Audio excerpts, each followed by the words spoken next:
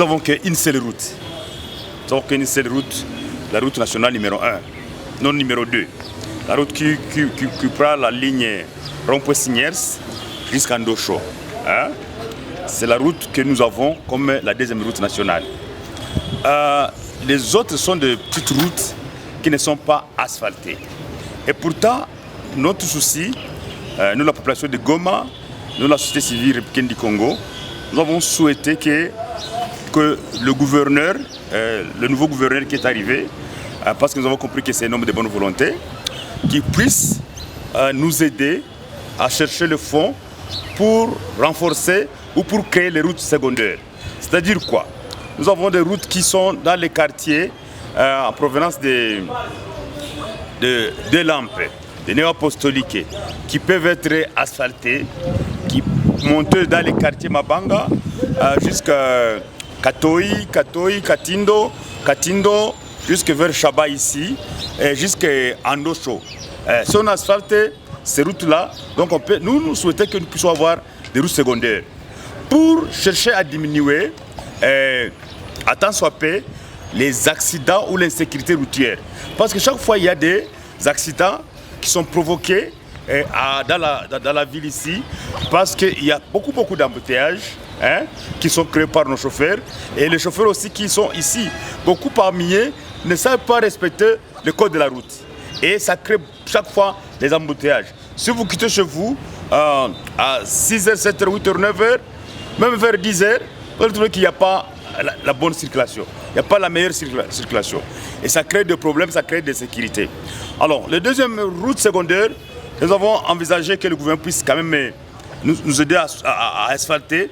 Quand vous quittez vers les RVA, il y a une route qui monte dans les quartiers, qui peut être aussi asphaltée jusque vers le marché à la Nine ou bien vers l'église Antiochia.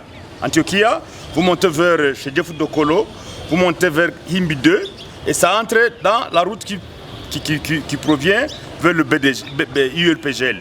Et ça monte aussi encore dans les Keshero. Alors nous appelons ça, nous, la société civile républicaine du Congo, que ce sont des routes secondaires qui doivent être asphaltées dans l'immédiat. Pourquoi? Parce que pour amener quand même à la bonne et meilleure circulation des chauffeurs ou des véhicules qui sont à Goma. Est-ce que vous connaissez que chaque jour, monsieur le journaliste, il y a au moins 50 véhicules qui arrivent à Goma? Avant qu'il y ait la guerre du M23, il y a des véhicules qui quittaient Beni, Butembo, Lubero, Rutshuru pour la ville de Goma. Ces véhicules-là étaient dans la ville de Goma. Il y a des véhicules qui provenaient de la Tanzanie, du Rwanda, pour chuter ici dans la ville de Goma. Il y a d'autres qui venaient aussi de Bukavu par bateau et par aussi la route qui mène vers Minova, Sake, jusqu'à dans la ville de Goma. Et vous trouverez que les routes ne s'ajoutent pas. Donc nous avons seulement la seule route ici, la route nationale numéro 2. Et ça, c'est un problème très sérieux.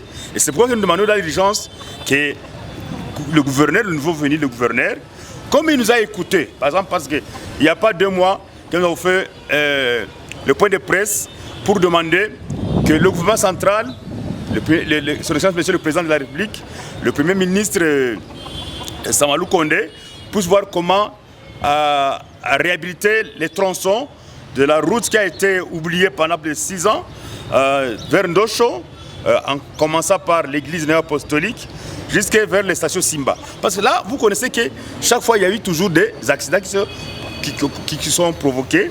Mais voilà, nous avons vu le nouveau gouverneur, à moins d'une semaine qu'il commence le travail, il est allé inaugurer, il est allé couper le ruban en disant qu'on va maintenant asphalter c'est seulement 1,5 km. 1,5 km.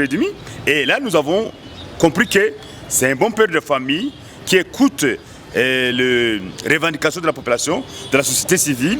Et maintenant, là, on est en train de mettre le sable pour que dans 2 mois, 3 mois, on puisse mettre les goudrons.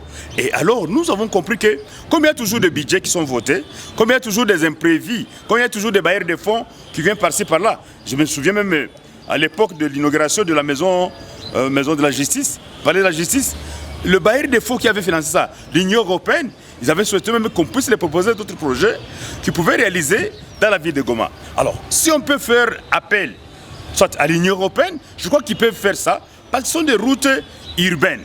Hein? Ce sont des routes urbaines. Et il n'y a pas longtemps, il n'y a pas 2 à 3 ans, qu'on avait financé les routes sur 38 km. L'Union européenne avait financé les 38 km dans la ville de Goma. Et pourquoi pas ne pas les demander, comme ils ont toujours des budgets en permanence, pour voir comment renforcer, créer, réhabiliter ces routes secondaires-là, pour diminuer l'insécurité routière dans la ville de Goma. Voilà un peu, monsieur le journaliste, notre préoccupation de ce matin, pour voir comment est-ce que vraiment le nouveau gouverneur puisse nous écouter et chercher le budget, chercher les donateurs, le bailleur de fonds. Pourquoi pas même le gouvernement central? Ils peuvent aider, parce qu'il y a toujours des budgets, des réserves, il y a toujours des bailleurs de fonds qui viennent pour voir quelles sont les routes, quels sont les projets prioritaires qu'on peut financer.